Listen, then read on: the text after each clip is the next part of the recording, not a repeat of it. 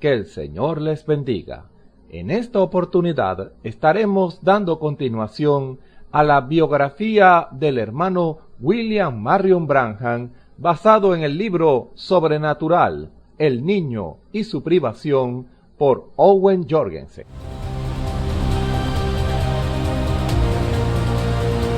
A lo largo de la historia, Dios ha enviado a sus instrumentos para darle a su pueblo los alineamientos que nos deja en su palabra y poder ser instruidos. Cada siervo ha sido muy provechoso para el ministerio a nivel mundial. Este espacio busca meditar en sus historias, legados y mensajes.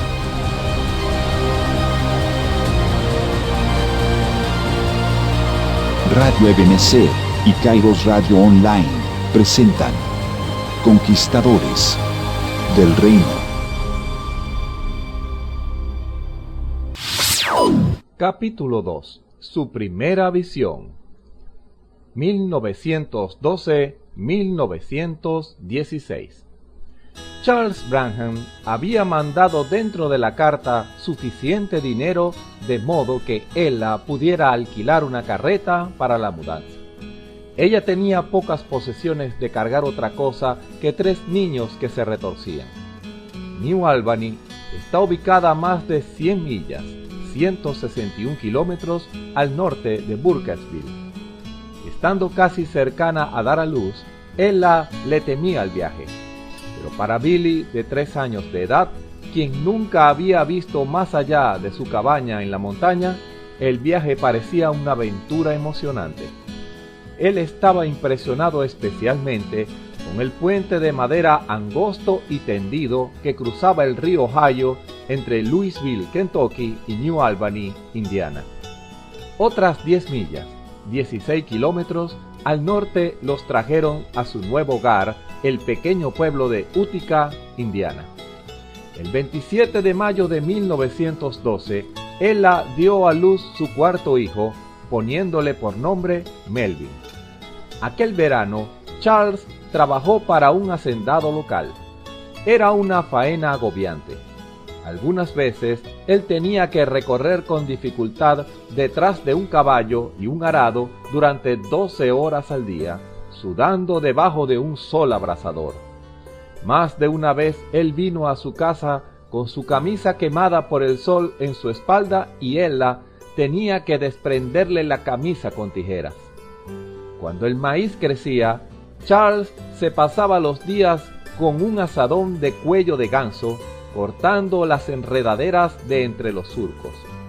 Al principio sus manos se ampollaban y sangraban.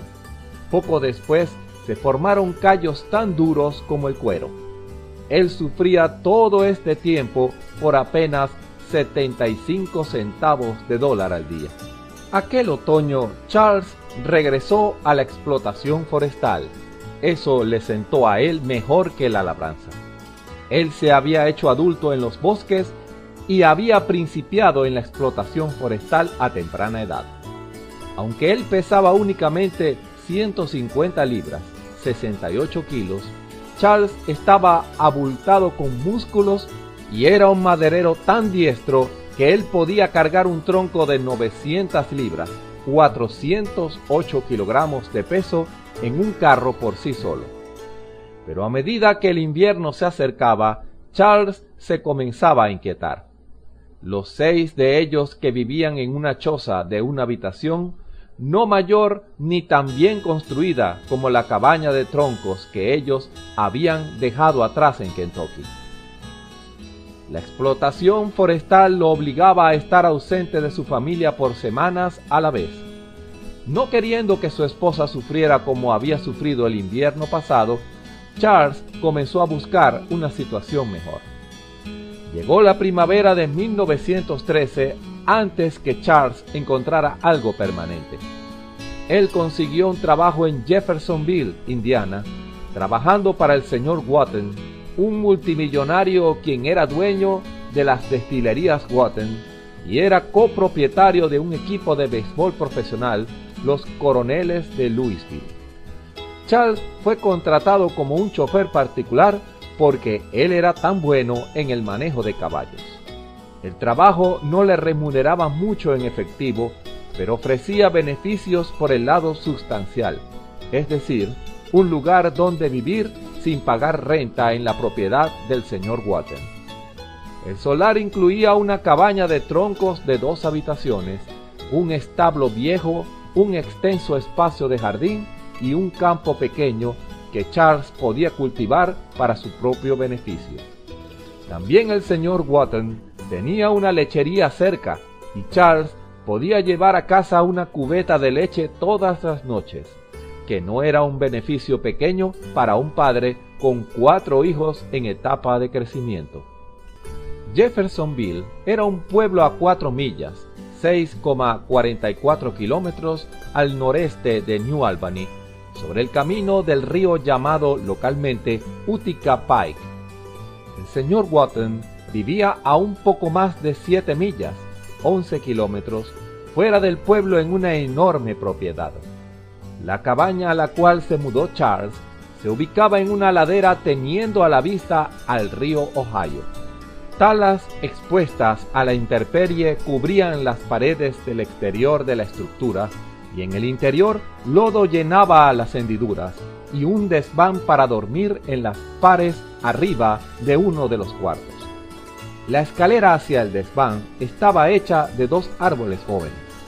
A la mitad del piso de un cuarto, un tocón aserrado había sido rodado y rocas lisas puestas en la parte superior del tocón. Encima de esto estaba una estufa de madera hecha de un bote de aceite vacío. Para cocinar, Ella usaba una estufita vieja. Ellos incluso tenían una lámpara de petróleo para alumbrarse. Todo se consideraba que era una enorme mejora en comparación con la choza de una habitación que los había amparado en Utica. Sobre la ladera enfrente de la cabaña, un manzano extendía sus ramas sobre un pequeño manantial. El agua fría del manantial servía como un refrigerador por la mayor parte del verano, evitando que las latas de metal con leche, mantequilla y suero de la leche se echaran a perder demasiado pronto. Charles no podía guardar la crema allí. Él tenía demasiados pequeños Branham ávidos de ir a meter la mano. El manantial abastecía a la casa con agua hasta mediados de agosto, cuando finalmente se secaba. Entonces ellos tenían que sacar el agua por medio de una bomba del pozo localizado abajo junto al establo y acarrearla cuesta arriba a la casa. A Billy le encantaba el borboteo del manantial. Una jícara colgaba de un clavo clavado en el tronco del manzano, pero Billy rara vez lo usaba. A él le agradaba tirarse de panza en el pasto cálido, poner sus labios en el agua y sorber hasta llenar su estómago. Entonces él llenaba una jarra y se la llevaba a su papá en el campo. Charles siempre llegaba a casa del campo muerto de hambre a la cena. A causa de que ellos no tenían un lavabo interior, él se lavaba atrás de la cabaña, donde un banco fue construido contra un manzano. El banco era tan solo una tabla de establo fijada con clavos al tronco, con una tabla en el otro extremo como pata y una tabla inclinada por debajo para mantener firme al banco. Todos los 4 niños se paraban en fila detrás de papá para lavarse. Cuando Charles se arremangaba las mangas de su camisa de fabricación casera para enjabonarse, los músculos de sus brazos sobresalían y se ondulaban. Billy observaba con orgullo pensando: ese es mi papá, él es fuerte, él vivirá 100 años. Cuando yo sea un anciano, todavía estaré observando a mi papá con grandes músculos. Charles medía únicamente 5 pies con 7 pulgadas, 1,69 m de altura. Billy había heredado de su padre el cabello ondulado oscuro y el buen parecido irlandés, pero no su poderosa compostura física. En lugar de eso, Billy era delgado y enjuto como su madre. Llegó el turno de lavarse de Billy. Él tenía gran cuidado de no dejar entrar a sus ojos el jabón de lejía de elaboración casera. Una lección de eso había sido suficiente. Él se secaba con una toalla que su madre había hecho de un costal vacío de harina de maíz. La toalla era áspera e incómoda, así que Billy se la pasaba ligeramente. Arriba del banco para lavarse estaba sujetado al árbol un pedazo de espejo roto con 5 clavos doblados. Billy se trepaba sobre el banco para verse a fin de que pudiera usar el peine de hojalata para alisarse sus despeinados rizos. Charles había construido su mesa para comer y bancos de viejas tablas de establo. Los bancos se parecían a bancas de iglesia. Billy siempre se sentaba junto a su padre en la cena. Sopa de frijoles era la comida general, acompañada con pan de maíz, cebollas hervidas y mantequilla. Él horneaba el pan de maíz en un sartén. Entonces lo ponía sobre una charola y pasaba la charola alrededor de la mesa para que así todos pudieran tomar un pedazo mientras la pasaban. Billy siempre tomaba la esquina porque ella tenía una gran cantidad de mendrugos y a él le gustaba mojar los mendrugos de pan de maíz en su sopa. El 14 de mayo de 1914, Billy recibió otro hermano, Edgar Lee Branham. Por los pocos años siguientes, la vida de Billy cayó en una forma cómoda. Cada sábado por la tarde, su padre pedía prestada una mula y un carro cubierto del señor Wotton, cargaba a la familia y viajaban 7 millas, 11 kilómetros, al pueblo a comprar los víveres. Los 4 Branhams, más chicos, botaban de un lado a otro en la parte de atrás en un montón de paja, pero Billy lograba subirse enfrente de la carreta con su mamá y su papá. Billy siempre estaba emocionado respecto a ir a la tienda porque él sabía exactamente lo que sucedería. Charles, quien ganaba $3,50 a la semana, a menudo gastaba $3 de esto en la tienda de abarrotes. Ocasionalmente él gastaba el dinero en un saco de azúcar sin refinar o galletas saladas, pero la mayoría de las veces él compraba alimentos básicos como frijol, papas y harina de maíz, el tipo de alimento que alcanzara una gran distancia. Después que Charles pagaba su cuenta, el señor Glover, el abarrotero, le daba una bolsita de barras de caramelo sabor menta para sus pequeñines. En la parte trasera de la carreta, 5 pares de ojos esperaban ansiosamente mientras papá dividía 4 barras de caramelo en partes iguales entre sus 5 hijos. Enseguida, los 4 Branhams más pequeños chupaban sus caramelos de menta hasta convertirlos en una astilla. Pero Billy era astuto. Él chupaba el suyo por un rato, entonces envolvía su caramelo en un pedazo de papel de estraza arrancado de una bolsa de la tienda de abarrotes y lo guardaba en su bolsillo. Él tenía una utilidad para él más tarde. El sábado por la noche ellos llenaban el gran lavadero de cedro con agua caliente y tomaban su baño semanal, uno tras otro, sin cambiar el agua. Él tallaba ásperamente a Billy con jabón de lejía, diciendo: «Deseo ver que estés tan limpio como una cebolla pelada». Entonces lo secaba frotándolo con una toalla de saco de harina hasta que sentía como si le arrancara la piel. Ella sabía que Billy no estaba comiendo una dieta balanceada, así que cada semana después de su baño, ella hacía que él se tomara una cucharada de aceite de ricino, el cual ella creía que le ayudaría a prevenir resfriados. Billy miraba a esa gran cuchara llena con ese aceite de ricino grasiento y rogaba: «Oh mamá, por favor, no me hagas tomarlo. Me pone tan enfermo, no puedo soportarlo». Ella contestaba: «Si no te pone enfermo, no te harás ningún bien». Billy se tapaba la nariz y tomaba la cucharada en su boca, intentaba tomársela, se atragantaba, se estremecía todo y finalmente conseguía bajarlo. El domingo, Ella cocinaba caldo de res, el cual consistía de nabos, zanahorias, col, papas, frijoles, harina de maíz y un pedazo grande de carne de res, todo esto hervido junto en la olla. Lo que sobraba les servía para comer por 2 o 3 días. El lunes, ella lavaba la ropa afuera de la cabaña en un gran balde de hierro calentado sobre un fuego abierto. Billy, siendo el mayor, tenía que cortar ramas de algarrobo para el fuego. También se suponía que él llenara el balde con agua, un quehacer difícil para un niño de su edad y su tamaño. William, llamaba ella. Sí, mamá. Ve al manantial y trae una cubeta de agua. Billy pensaba en cuánto esa pesada cubeta de cedro cansaría su hombro, aun cuando fuera solamente a la mitad. Él buscaba a tientas en su bolsillo ese pedazo de caramelo de menta envuelto en papel. Entonces él encontraba a su hermano Edward y decía, «Umpi». Billy a menudo llamaba a su hermano Umpi. «Te diré lo que haré. Te dejaré lamer en este caramelo hasta que cuente hasta 10, y si vas a traer esa cubeta de agua en mi lugar». Edward iba con gusto por el agua y Billy lo premiaba al ofrecerle la barra de menta. Billy comenzaba a contar 1, 2, 3.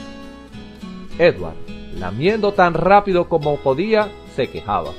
«No tan rápido, estás contando demasiado rápido. Vuelve a empezar». Billy volvía a empezar y Edward obtenía unas cuantas lengüetadas de más. Entonces Billy envolvía la barra de menta y la ponía de vuelta en su bolsillo. Había otros quehaceres por hacer el lunes, pero mientras durara su caramelo, Billy era un jovencito de ocio. El día de lavar, ella usaba una vara larga y lisa de nogal para menear la ropa en el balde de agua hirviendo, sacándolos cuando estaban listos. Ella mantenía colgada la vara de un clavo dentro de la puerta de la cabaña. Esa paleta servía para muchas funciones. Ella machacaba los trozos de los popotes de la paja del colchón con ella, entonces suavizaba las colchas de la cama. Charles también la usaba como una vara de corrección. Algunas ocasiones, si uno de los niños había hecho algo malo y esperaba una tunda, la vara de nogal desaparecía misteriosamente. Charles siempre se las arreglaba para sobrepasar eso sin ella, usando en su lugar su cinto de dar filo a la navaja de rasurar hecho de un cinturón viejo, o aún más, usando la baqueta de su rifle. Todos los pequeños Branham recibieron una educación allá en la leñera, corriendo alrededor de su padre tan duro como podían, mientras él les pegaba en las asentaderas hasta ponérselas rojas. Charles llamaba a esto sacándoles el diablo. En una ocasión, Edward urdió un plan malévolo. «Billy», dijo él, «mamá y papá están cavando en el jardín. Si tú entras y traes un poco de azúcar, yo traeré las galletas y me encontraré contigo en el establo». Eso le pareció muy bueno a Billy. Él guardaba el azúcar sin refinar en una caja en la cabaña. Ella a menudo lo mezclaba con agua para hacer melaza para los panqueques del desayuno de ellos. Billy entró de puntillas a la cabaña, extrajo un gran puñado de azúcar y se dirigió al establo. El jardín estaba a la mitad del camino al pie de la cuesta entre la casa y el establo. Charles se enderezó de cavar, limpiándose el sudor de la frente con un pañuelo a cuadros blanco y rojo. Él se fijó que su hijo mayor iba caminando con un brazo estirado como si estuviera ocultando algo. Charles dijo, «¿A dónde vas, Billy?» «Voy al establo». «¿Qué tienes en la mano?» Billy pensó, «Oh». Él intentó ser evasivo. «¿En cuál mano?» Charles dijo, «Ven acá». Después de eso, Billy no deseó más azúcar por un largo tiempo. A fines de agosto de 1916, después que una trilladora impulsada por vapor había terminado de procesar el grano de las cosechas, él la rellenó de paja nuevamente todas las fundas de sus colchones. Esa noche, poco después que los niños fueron enviados a dormir en el desván, Billy gritó como si un espanto le hubiera tocado el cachete. Ella se precipitó a la escalera y dio voces. «Billy, ¿qué diantres te pasa?» «Mamá, hay algo en la cama conmigo». «Es tan solo un saltamontes atrapado dentro de la paja nueva. Ahora cálmate y vuélvete a dormir». «Mamá, no puedo volverme a dormir con ese bicho saltando por allí». Ella tomó la lámpara de petróleo en la mano y subió al desván, a fin de que Billy pudiera ver para abrir el costado de su funda, hurgar en la paja fresca y encontrar el escandaloso saltamontes. Él lo dejó salir al empujarlo a través de una rendija donde el techo no se unía a tope con la pared. Después ella se reía del incidente cuando se lo contó a Charles, pero ella no podía contarle a Charles respecto a su profunda preocupación por Billy. El niño había estado nervioso últimamente y su alimento no le estaba cayendo bien. Más de una ocasión en el mes pasado, él se había quejado de una molestia en su estómago después de cenar y de eructar ácido del estómago. ¿Estaba nervioso porque pronto iniciaría la escuela o era algo más molestándolo? ¿Podía estar relacionado con la manera de beber de su padre? En septiembre, Billy y Edward iniciaron juntos la escuela. Billy tenía 7 años y medio de edad. Aunque él era mayor 11 meses que su hermano Edward, en tamaño ellos muy bien podrían haber pasado como gemelos. Edward era tan solo un poquito más bajo. Billy no tenía ropa para la escuela. Por todo el verano él había andado descalzo y sin camisa, usando un par de pantalones de pechera andrajosos y parchados.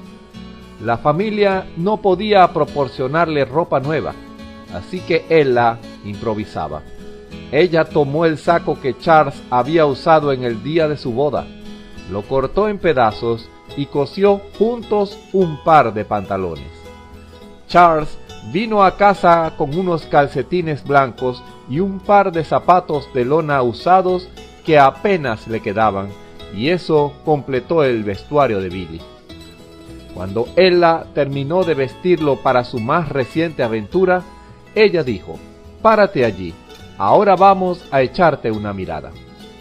Ella retrocedió para mirarlo bien.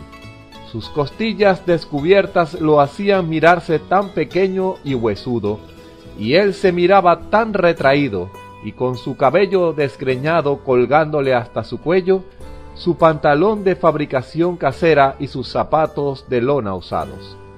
Ella sonrió y dijo: «Si no te pareces a un parlanchín de Kentucky». Ella había hecho lo mejor que podía con lo que tenía. Desafortunadamente su hijo mayor tendría que ir a la escuela sin camisa. Así que una mañana fresca de septiembre de 1916, Billy y Edward recorrieron con trabajos el camino río abajo hacia la escuela Utica Pike, la cual era una escuela típica rural de un aula, ubicada entre los cerros a plena vista del río Ohio. La señora Temple sería su maestra durante muchos años. Ella enseñaba todos los 8 grados con estudiantes que fluctuaban en edad desde los 6 hasta los 15 años. En la escuela, Billy aprendió más que las 3 R's de lectura, escritura y aritmética. De pronto, su visión del mundo se expandió. Mientras se sentaba en la clase, él tenía tiempo para compararse con los otros niños. Las diferencias le resaltaban. Estos eran niños y niñas campiranos así como él, pero la mayoría de ellos usaba buena ropa y zapatos que les quedaban bien. Y todos ellos usaban camisas. Para el almuerzo, los otros niños comían emparedados y tenían galletas o pastel como postre. Billy comía frijoles, y algunos días no comía desayuno en lo absoluto. Él comenzó a darse cuenta que su familia era pobre. Desde el principio Billy fue tildado como un desconocido por los niños mayores. Ellos lo llamaban a él un quebrador de maíz y lo fastidiaban porque él hablaba raro, con un acento rústico típico de la gente de las montañas de Kentucky, y se burlaban de él por mirarse tan andrajoso.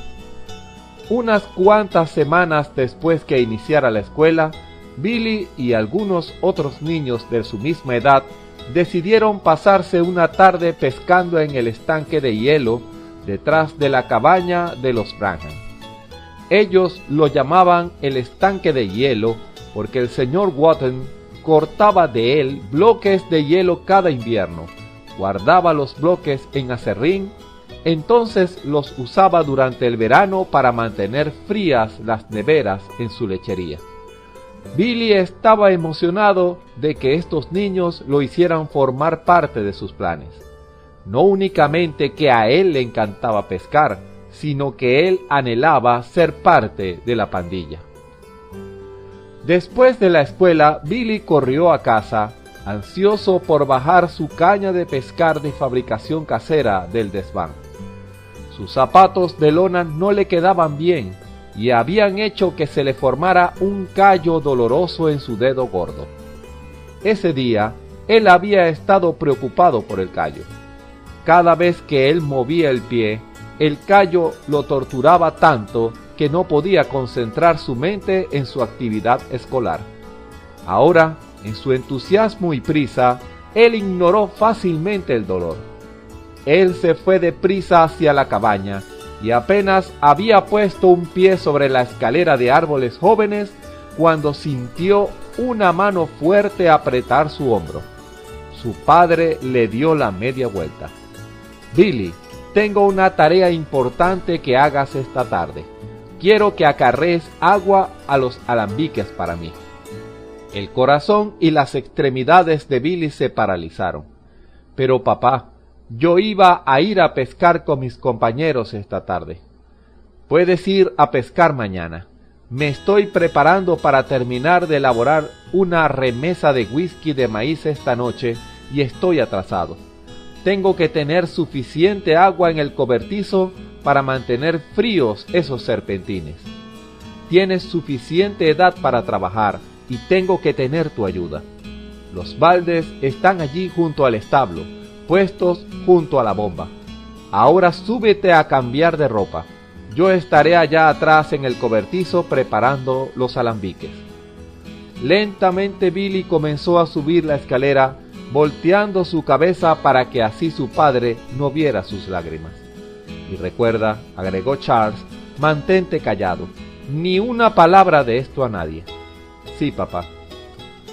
Aunque la prohibición nacional no sería aprobada por votación hasta 1919, ciertos estados tenían leyes en contra del licor listas para ser usadas aún desde 1906. En 1916, Indiana ya era un estado prohibicionista. Charles no podía vivir sin su whisky. Siendo que no tenía dinero suficiente para comprarlo en el mercado negro, él y un vecino, el señor Dorbush, fabricaron un alambique clandestino en el cobertizo atrás de la casa para preparar su infusión de elaboración casera. Después de vender lo que les sobraba a los vecinos sedientos y echarse al bolsillo un poco de dinero extra, habían decidido construir un segundo alambique. Esta noche ellos iban a calentar ambos alambiques y todo tenía que estar listo. Billy se sentó en su colchón de paja por un largo tiempo, sintiendo que el callo en su pie punzaba con cada latido de su corazón. Eventualmente, él animaba la fuerza para cambiarse. Con gran alivio, él se quitó sus zapatos de un tirón. Sacándose sus pantalones de escuela, se metió dentro de sus viejos pantalones de pechera. Faltaban los tirantes y ahora los pantalones de pechera eran sujetados con cuerdas, con clavos como botones. Los clavos se deslizaban con facilidad a través de los ojales en la pechera y, cuando se volteaban de lado, no se salían. Luego él arregló su dedo gordo, lo cual quería decir que él tomó una mazorca y se la amarró debajo de su dedo dolorido para no dejar entrar el polvo. Él descendió por la escalera lentamente y bajó con dificultad la cuesta hacia el pozo junto al establo. 2 baldes de melaza estaban puestos junto a la bomba del pozo. Billy los llenó con la bomba. Cada balde contenía medio galón, 2 litros de agua, y era todo lo que sus músculos de 7 años podían hacer para levantarlos con su agarradera retorcida provisionalmente. La tarde era cálida y perfectamente en calma. Ni un soplo de aire agitaba el pasto seco amarillento. Mientras Billy comenzó a subir el sendero, él oyó risas que procedían del no lejano estanque de hielo. Sus amigos ya estaban allí, pescando, bromeando, pasándosela bien. La desilusión de Billy desembocó en un mar de lágrimas. A la mitad del camino cuesta arriba, junto al jardín, Billy se sentó a descansar debajo de un grande álamo plateado. Señas de lodo indicaban en sus mejillas donde habían goteado las lágrimas. Él se quejaba: ¿no es horrible? Todos esos niños allá pescando y yo tengo que quedarme en casa y acarrear agua. Él oyó un sonido parecido a las hojas susurrando en el viento. Pero Billy no podía sentir un escalofrío. Él pensó: ¿qué es eso? Y él miró alrededor. Las hojas, las cuales apenas estaban tornándose cafés, estaban perfectamente en calma. Por ningún lado podía ver ni siquiera una pizca de viento. Él continuó su refunfuñar. Los papás de ellos no hacen esto. ¿Por qué tendría yo que acarrear agua a estos alambiques clandestinos? Él podía oír las hojas soplando otra vez. Poniéndose de pie, alzó su vista hacia las ramas arriba de él, pero no podía ver nada moviéndose. Él dijo chillando unas cuantas quejas más, luego levantó los baldes y emprendió la marcha hacia el camino. Su dedo arreglado dejaba un rastro peculiar tras él en el sendero del polvo. Él había andado únicamente un tramo corto cuando oyó ese ruido otra vez, más fuerte que el anterior. Billy se dio la media vuelta y en esta ocasión lo vio. Un torbellino se arremolinaba en las ramas a la mitad del árbol. Eso en sí mismo no era raro. Los remolinos eran comunes en el otoño. Él a menudo los había visto girando por los campos, levantando hojas secas y llevándoselas consigo. Pero aquellos remolinos siempre estaban desplazándose hacia algún sitio, siempre moviéndose por el campo. Este torbellino parecía estar estático en algún lugar. Fascinado, Billy observaba las hojas verdes, cafés y amarillas susurrando y formando remolinos. De pronto, una voz retumbó del árbol, una voz grave y resonante diciendo: «Nunca bebas, ni fumes, ni deshonres tu cuerpo en ninguna forma. Habrá una obra que tú harás cuando tengas mayor edad». Billy oyó las palabras tan claramente como si fuera su padre hablando, pero no era la voz de su padre. Él nunca antes había oído una voz tan impresionante.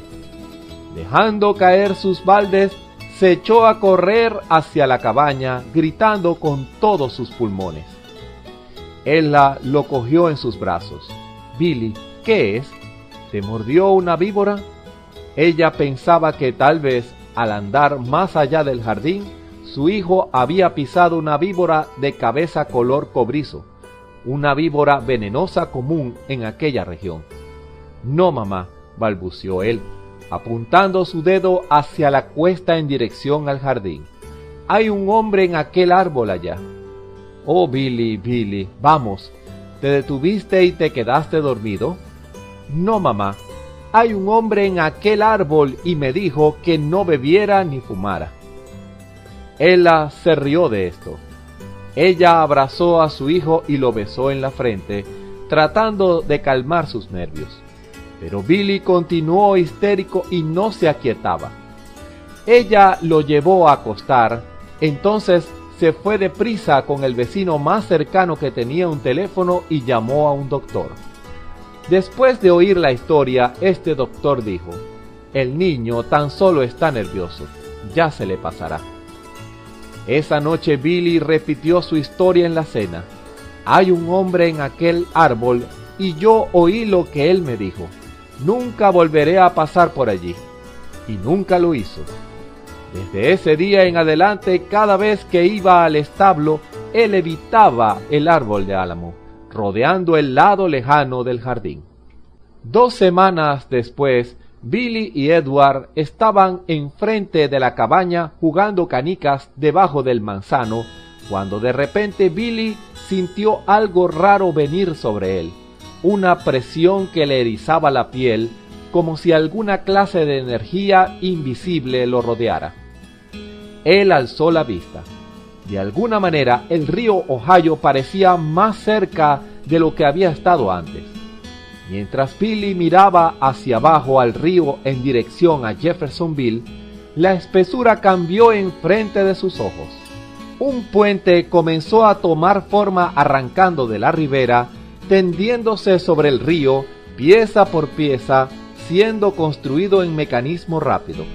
No era como los puentes bajos tendidos que había cruzado cuando se habían mudado hacia Indiana. Este puente se miraba enorme, con un inmenso arco apuntalado de arriba. Billy nunca antes había visto algo parecido. Al mirar más de cerca, se fijó en los hombres que trabajaban muy arriba en la superestructura. Luego vio romperse un tramo. Los hombres se desprendieron de la viga en un movimiento lento. Billy los contó mientras caían. Él observó a 16 hombres desaparecer dentro del agua lóbrega abajo. Dejando caer su bolsa de canicas, Billy se echó a correr hacia la casa gritando incontrolablemente. Ella hacía lo mejor que podía para tranquilizarlo, pero cuando finalmente pudo relatar su historia, ella dijo: «Billy, tan solo lo soñaste». Billy insistía: «No, mamá, yo tuve esta sensación extraña y entonces alcé la vista al río y miré directamente a eso. Oh, mamá, estoy asustado». Charles dio su opinión. «El muchacho tan solo está nervioso, así como dijo el doctor». Pero ella no estaba tan segura. Ella se acordaba de un día con 4 años de anticipación cuando Billy había balbuceado algo referente a un pájaro diciéndole que vivirían cerca de New Albany. Por extraño que parezca, eso se había hecho realidad. Un puente a través del río, 16 hombres muriendo. ¿Qué tal si algún día eso sucedía?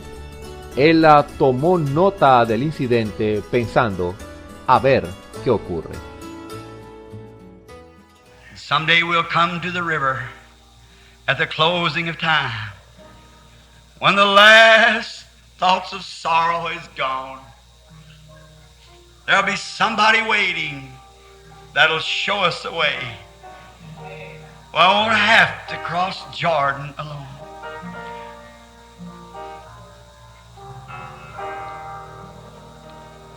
There'll be one somebody waiting that'll show me the way. I won't have to cross Jordan. All that's got that hope, raise your hand up now as you raise your hand. I won't have. I just worship Him. The message is over. Aren't you happy? God swore He wouldn't. God swore He'd meet you there. Jesus died all my sins to own. When the darkness hides, what do you say? The singer's gone. He'll be waiting for me.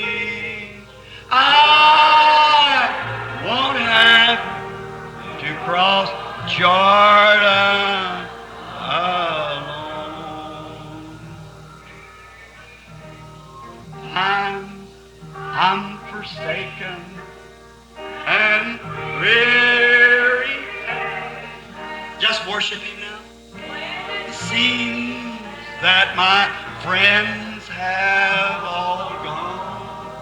Did you ever hit that place? But there's one that cheers me. What was it promised? It's my heart glad. I want to cross Jordan. Now, children of the promise, just worship Him for doing it. I won't have to cross Jordan alone. Jesus died all my sins to atone. What happens now?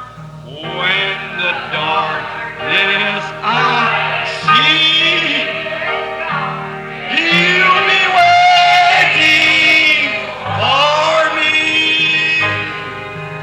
I want to cross Jordan.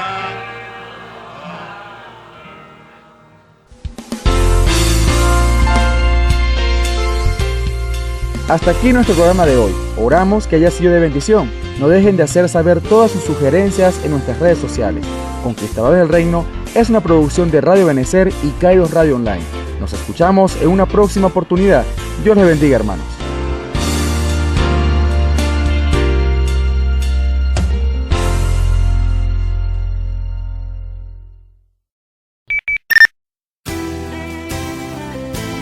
El Tabernáculo Ebenecer, junto a su pastor, el reverendo Osvaldo Tona, les invita a los servicios martes, miércoles y viernes a las 7 de la noche y los domingos a las 9 de la mañana y a las 5 de la tarde. Estamos ubicados en la calle 34 entre carreras 16 y 17 de la ciudad de Barquisimeto, Venezuela. Están cordialmente invitados. Dios les bendiga.